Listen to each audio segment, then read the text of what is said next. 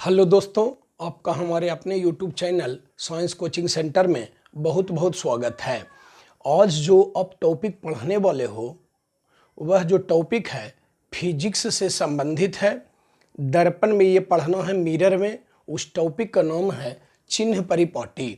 ये जो जिसे अंग्रेजी में कहते हैं साइन कन्वेंशन, चिन्ह परिपाटी को ही अंग्रेजी में कहते हैं साइन कन्वेंशन। और ये जो चिन्ह परिपाटी होता है वो आपको 10th क्लास के साथ साथ 12th क्लास में भी काफ़ी ज़्यादा इम्पोर्टेंट है। तो समझेंगे बच्चों कि आखिर ये चिन्ह परिपाटी क्या है। तो सबसे पहले इस वीडियो के माध्यम से हम सारे बच्चों को कहते हैं कि एक बार वीडियो को सबसे पहले पूरा अच्छी तरह से देख करके और समझ लें। अच्छा से समझ लें, वीडियो को देख करके अच्छा से समझ लें, और उसके बाद यदि कोई प्रॉब्लम रहता है तब आप बताएंगे और दूसरे बार में आप अपनी कॉपी पर उतारेंगे। सबसे पहले इसको समझ लेंगे और यदि अच्छा लगे तो आप वीडियो को ज़्यादा से ज़्यादा शेयर कीजिए। और यदि हमारे आप YouTube चैनल पर नए हैं तो सब्सक्राइब, नीचे में देखिए सब्सक्राइब होगा, उस सब्सक्राइब को दबा लीजिए ताकि जब भी हम वीडियो बनाएंगे तो आप लोग के पास नोटिफिकेशन के थ्रू सबसे पहले सूचना मिल जाए। तो चलते हैं, बढ़ते हैं चिन्ह परिपाटी की ओर। चूँकि जब तक के चिन्ह परिपाटी साइन कन्वेंशन आप लोग नहीं पढ़ोगे तब तक के जो है आपको ये मान करके चलिए कि निश्चित रूप से मैं आपको बता दे रहा हूँ कि आपसे कोई भी न्यूमेरिकल या फिर मिरर फॉर्मूला होगा वो आपसे नहीं बनेगा। तो बढ़ते हैं चिन्ह परिपाटी की ओर, जिसे अंग्रेजी में कहते हैं साइन कन्वेंशन। तो देखिए साइन कन्वेंशन क्या है। देखिए किसको कहते हैं साइन मतलब चिन्ह परिपाटी। तो देखिए गोलीय दर्पण द्वारा, आपको पता ही होगा, हम बोल रहे हैं गोलीय दर्पण, तो आपको पता ही होगा कि गोलीय दर्पण दो प्रकार के होते हैं, अवतल दर्पण और उत्तल दर्पण। अवतल दर्पण जो होता है उसका बाहरी सतह पेंट किया हुआ रहता है और प्रकाश का परावर्तन यानी रिफ्लेक्शन ऑफ लाइट जो होता है वो भीतरी सतह से होता है, अंदर वाले सतह से होता है। और गोलीय दर्पण का दूसरा जो प्रकार है वो होता है उत्तल दर्पण। तो उत्तल दर्पण का जो है भीतरी सतह पेंट रहता है, इंटरनल सरफेस जो है पेंट रहता है और प्रकाश का परावर्तन बाहरी सतह पर होता है। तो आप लोगों ने किरण और रेख के द्वारा अवतल दर्पण में भी प्रतिबिंब का निर्माण पढ़ा था और उत्तल दर्पण में भी प्रतिबिंब के निर्माण को पढ़ चुके हैं आप लोग कि अवतल दर्पण में वस्तु को कहाँ रखते हैं तो उसका प्रतिबिंब कहाँ बनता है। जैसे अवतल दर्पण में वस्तु को रखते हैं अनंत पर तो उसका प्रतिबिंब बनता है मुख्य फोकस पर। अवतल दर्पण में फिर है कि वस्तु को रखते हैं अनंत और मुख्य फोकस के बीच में तो उसका प्रतिबिंब बनता है, अनंत और वक्रता केंद्र के बीच रखते हैं, अनंत और वक्रता केंद्र के बीच रखते हैं अवतल दर्पण में यदि किसी वस्तु को, तो उसका जो प्रतिबिंब है वो वक्रता केंद्र और मुख्य फोकस के बीच बनता है। इसी प्रकार से और भी किरण और रेखा आप लोग पढ़ चुके हैं पहले, है ना। तो आप लोगों ने यह देखा है कि गोलीय दर्पण द्वारा, तो जब भी गोलीय दर्पण बोले तो इसका मतलब समझ जाना है कि अवतल और उत्तल दोनों हो गया। तो गोलीय दर्पण द्वारा कभी तो वस्तु का प्रतिबिंब दर्पण के सामने बनता है तो कभी दर्पण के पीछे बनता है। फिर से सुनेंगे, गोलीय दर्पण द्वारा कभी तो वस्तु का प्रतिबिंब दर्पण के सामने बनता है तो कभी दर्पण के पीछे बनता है। देखिए आप चित्र में भी देख सकते हैं कि एक चित्र मैंने बना दिया है यहाँ पर। देखिए अवतल दर्पण, क्योंकि इसका बाहरी सतह पेंट किया हुआ है और प्रकाश के परावर्तन देखिए भीतरी सतह से हो रहा है। और ये देखिए है उत्तल दर्पण है, देखिए भीतरी सतह पेंट किया हुआ है, प्रकाश के परावर्तन बाहरी सतह से हो रहा है। ये दोनों आप लोग किरण और रेखा पहले भी पढ़े हो। देखिए इसमें वस्तु है OA, इधर वक्रता केंद्र के इधर वाले एरिया को बोलते हैं अनंत। तो अनंत और वक्रता केंद्र के बीच में जब ये वस्तु OA रखा हुआ है तो इसका प्रतिबिंब यानी IB कहाँ बना है तो मुख्य फोकस और वक्रता केंद्र के बीच बनता है।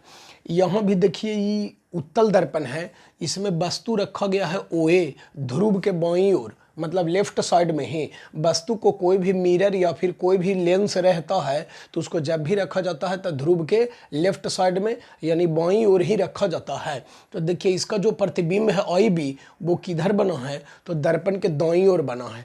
तो यही हम बता रहे हैं साइन कन्वेंशन में, चिन्ह परिपाटी में, कि गोलीय दर्पण द्वारा कभी तो वस्तु का प्रतिबिंब दर्पण के सामने बनता है तो कभी दर्पण के पीछे बनता है। देखिए इस चित्र में, इस चित्र को ध्यान से देखिए, इसमें जो प्रतिबिंब आई भी बना हुआ है वो दर्पण के सामने बना हुआ है, जबकि इसमें देखिए जो प्रतिबिंब है आई भी वो दर्पण के पीछे बना हुआ है। तो या तो प्रतिबिंब दर्पण के सामने बने या दर्पण के पीछे बने, इसे मापने के लिए एक परिपाटी मीन्स हो गया स्केल, पैमाना, है ना। एक परिपाटी की, एक स्केल की आवश्यकता होती है जिसे चिन्ह परिपाटी कहते हैं। फिर से सुनेंगे, देखिए, गोलीय दर्पण द्वारा कभी तो वस्तु का प्रतिबिंब दर्पण के सामने बनता है तो कभी दर्पण के पीछे बनता है। इसे मापने के लिए जिस परिपाटी का प्रयोग किया जाता है उसे चिन्ह परिपाटी कहते हैं। और इतना के बाद आपको लिखना है, इस समझना है कि आखिर चिन्ह परिपाटी है क्या और क्या है। ऊपर तो हो गया कि स्केल जो हुआ वही है चिन्ह परिपाटी। अब चिन्ह परिपाटी में करते क्या हैं, सो सुनेंगे और समझेंगे भी कि चिन्ह परिपाटी में आखिर होता क्या है। फिर आपको हम चित्र के द्वारा सिस्टमेटिकली ढंग से हम समझाते हैं। तो देखिए, चिन्ह परिपाटी के नियम के अनुसार, देखिए आपको याद रखना है, चिन्ह परिपाटी के नियम के अनुसार पॉइंट नंबर 1 में आपको याद रखना है कि वस्तु दूरी को मानना है u, वस्तु दूरी को मानना है u, स्मॉल u, प्रतिबिंब दूरी को मानना है v और फोकस दूरी को मानना है f। मानकर सभी दूरियां दर्पण के ध्रुव यानी पोल से मापी जाती है। वस्तु दूरी को u, देखिए याद रखेंगे, वस्तु दूरी को u, प्रतिबिंब दूरी को v तथा फोकस दूरी को f मानकर सभी दूरियां दर्पण के ध्रुव से मापी जाती है। पॉइंट नंबर 1 में ये याद रखना है। दूसरा नंबर, और आप चित्र में भी देख सकते हैं कि ध्रुव कहाँ है, तो ध्रुव मीन्स हो गया पोल, है ना। तो देखिए ये पोल है, यहीं से सारा दूरी को मापेंगे, बल्कि वस्तु दूरी होगा, चाहे प्रतिबिंब दूरी होगा या फोकस दूरी होगा, उस सब दूरी को मापा जाता है कहाँ से, ध्रुव से मापा जाता है। फिर पॉइंट नंबर 2 में आपको याद रखना है कि आपतित प्रकाश की दिशा में मापी गई दूरी धनात्मक यानी पॉजिटिव, आपतित प्रकाश की दिशा में मापी गई दूरी धनात्मक तथा विपरीत दिशा में मापी गई दूरी ऋणात्मक होती है। इसका मतलब क्या हो गया, इसका मतलब हो गया कि प्रकाश जिधर से आ रहा है, अगर प्रकाश की दिशा में हम दूरी को मापेंगे तो दूरी हो जाएगा पॉजिटिव यानी प्लस हो जाएगा, और यदि प्रकाश जिधर से आ रहा है इंसिडेंट रे मतलब आपतित प्रकाश, और उसके विपरीत दिशा में यदि हम मापेंगे दूरी को तो वो क्या हो जाएगा, निगेटिव हो जाएगा। और बस पॉइंट नंबर 3 में याद रखना है क्या कि मुख्य अक्ष, देखिए याद रखना है 3 में कि मुख्य अक्ष के ऊपर लंबवत सभी दूरियां धनात्मक, यानी ब्रैकेट में याद रखना है पॉजिटिव, धनात्मक मीन्स प्लस का चिन्ह होता है। मुख्य अक्ष के ऊपर लंबवत सभी दूरियां धनात्मक और नीचे लंबवत सभी दूरियां ऋणात्मक होती है। देखिए चित्र में, देखिए मुख्य अक्ष कौन है, आप लोग पढ़ चुके हैं कि मुख्य अक्ष कौन है। तो देखिए ये वाला जो लाइन है आप लोग देख रहे हैं, P और C को मिलाने वाली रेखा को कहते हैं मुख्य अक्ष या प्रधान अक्ष। तो यही जो रेखा है ये मुख्य अक्ष है, यही रेखा देखिए है मुख्य अक्ष है। तो मुख्य अक्ष के ऊपर लंबवत यानी मुख्य अक्ष के ऊपर यदि हम डिस्टेंस को मापेंगे तो वो होगा पॉजिटिव, लेकिन यदि मुख्य अक्ष के नीचे वाला डिस्टेंस दूरी को मापेंगे तो वो हो जाएगा निगेटिव। यही याद रखना है। अब हम आपको, आप लोगों ने ये, अब आपको चित्र के द्वारा हम डिटेल में समझाते हैं। तो सबसे पहले यदि आप क्वेश्चन करके लिखते हो तो क्वेश्चन में आप लोग लिखेंगे कि चिन्ह परिपाटी क्या है, या फिर डैश भी अगर देते हो तो चिन्ह परिपाटी, उसके बाद साइन कन्वेंशन दे करके डैश आप लोग याद रखेंगे। इस एक बार और बोल देता हूँ कि क्या लिखना है, चिन्ह परिपाटी क्या है, या फिर डैश भी दे करके लिख सकते हैं। आंसर में लिखेंगे कि गोलीय दर्पण द्वारा कभी तो वस्तु का प्रतिबिंब दर्पण के सामने बनता है तो कभी दर्पण के पीछे बनता है। गोलीय दर्पण द्वारा कभी तो वस्तु का प्रतिबिंब दर्पण के सामने बनता है तो कभी दर्पण के पीछे बनता है। इसे मापने के लिए जिस परिपाटी का प्रयोग किया जाता है उसे चिन्ह परिपाटी कहते हैं। पूर्ण विराम। चिन्ह परिपाटी के नियम के अनुसार, चिन्ह परिपाटी के नियम के अनुसार, उसके बाद डैश दे देंगे। पॉइंट नंबर 1 में लिखना है कि वस्तु दूरी को u, स्मॉल u, देखिए लिखा हुआ है वस्तु दूरी को u, फिर कॉमा देंगे, प्रतिबिंब दूरी को v और फोकस दूरी को एफ मानकर, ऐसे भी फोकस दूरी यानी फोकल लेंथ यानी फोकस अंतर को सूचित करते हैं स्मॉल एफ द्वारा। तो फोकस दूरी को एफ मानकर सभी दूरियां दर्पण के ध्रुव से मापी जाती है। फिर पॉइंट नंबर 2 में लिखना है कि आपतित प्रकाश की दिशा में, वीडियो को पॉज कर लेंगे, यदि मान लिया जाए लिख नहीं पाते हैं तो वीडियो को रोक देंगे, रोक करके लिखेंगे समझ करके। पॉइंट नंबर 2 में हो जाएगा कि आपतित प्रकाश की दिशा में मापी गई दूरी धनात्मक, आपतित प्रकाश की दिशा में मापी गई दूरी धनात्मक तथा विपरीत दिशा में मापी गई दूरी ऋणात्मक होती है। धनात्मक के ब्रैकेट में प्लस दे देंगे, ऋणात्मक के ब्रैकेट में माइनस दे देंगे। पॉइंट नंबर 3 में लिखेंगे आप लोग, 3 में कि मुख्य अक्ष के ऊपर लंबवत सभी दूरियां धनात्मक, मुख्य अक्ष के ऊपर लंबवत सभी दूरियां धनात्मक यानी ब्रैकेट में पॉजिटिव प्लस कर देंगे, तथा नीचे लंबवत सभी दूरियां ऋणात्मक यानी निगेटिव माइनस दे देंगे, ऋणात्मक होती है। बस यही याद रखना है, इतने लिखना है। अब हम आपको चित्र के द्वारा समझाते हैं। ये चित्र आपको पारना नहीं है, लेकिन मेन चिन्ह परिपाटी बिना चित्र के नहीं हो सकता है, इसलिए गौर से पहले समझिए कि हाँ क्या है साइन कन्वेंशन। देखिए मैंने बोर्ड पर 2 गो चित्र बना दिया है, बिल्कुल 100% आ जाएगा। आप गौर से एकांत में बढ़िया से देखेंगे। देखिए मैंने बोर्ड पर ये 2 चित्र बना दिया, देखेंगे गौर से। इसमें वस्तु क्या है, वस्तु है OA, इसमें वस्तु OA है और इसका प्रतिबिंब है IB। अब गौर से आप लोग देखेंगे, हम लिख रहे हैं यहाँ पर इस चित्र को पहले देखना। देखिए यहाँ लिखे हैं PO। अब समझिए कि PO आखिरी है क्या। देखिए PO, तो चित्र को देखिए कि P कहाँ है, तो P देखिए यहाँ है। अब देखिए O यह है, तो O कहाँ है, तो देखिए O यह है। तो सोचिए कि O भी क्या रखा हुआ है, वस्तु है या प्रतिबिंब, तो यहाँ पर वस्तु है रखा हुआ, इसलिए PO कौन दूरी हुआ, वस्तु दूरी हुआ। PO कौन दूरी हुआ, वस्तु दूरी। तो अभी आपको चिन्ह परिपाटी में हम बताए कि वस्तु दूरी को सूचित करना है U से, तो इसलिए वस्तु दूरी को सूचित करते हैं U से। लेकिन तो आपको ये सोचना है कि देखिए वस्तु से प्रकाश की किरण जो है, देखिए इधर जा रहा है दक्षिण दिशा की ओर, उधर, और हम PO माप रहे हैं ऐसे, मतलब प्रकाश की किरण उधर जा रहा है और हम ध्रुव से माप रहे हैं कन्ने लेफ्ट साइड में यानी बायां ओर माप रहे हैं। इसलिए जब भी दूरी होगा तो यहाँ पर निगेटिव ही होगा, माइनस ही होगा यहाँ पर, क्योंकि हम नियम में लिखाए हैं कि आपतित प्रकाश की दिशा में मापी गई दूरी धनात्मक होती है। तो देखिए इधर प्रकाश जा रहा है और हम दूरी को इधर माप रहे हैं, लेफ्ट साइड में माप रहे हैं, इसलिए यहाँ पर माइनस होगा।